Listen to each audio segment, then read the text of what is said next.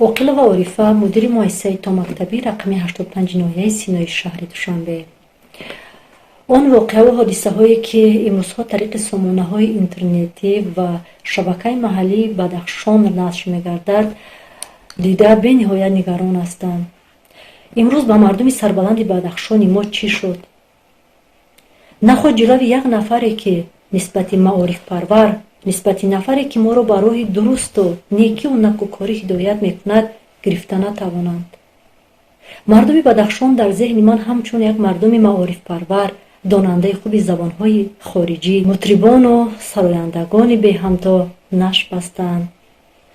مردم بدخشان از دوره شوروی از همه فیضناکی بلندی در معلوماتناکی اهالی را جایگیر بود. یعنی از همه بیشتری مردم اهالی دارای معلومات عالی بودند. و این است که امروز در مرکز شهر خاروق یکی از دانشگاه‌های با نفوذ دانشگاه آسیای مرکزی فعالیت می‌کند.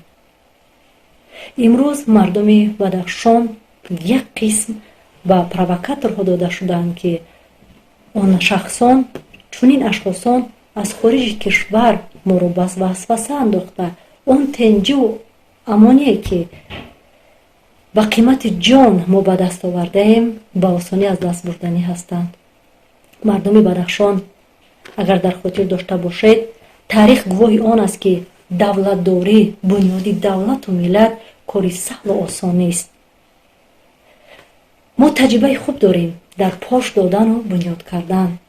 پاش دادن بنیاد کاری آسان است.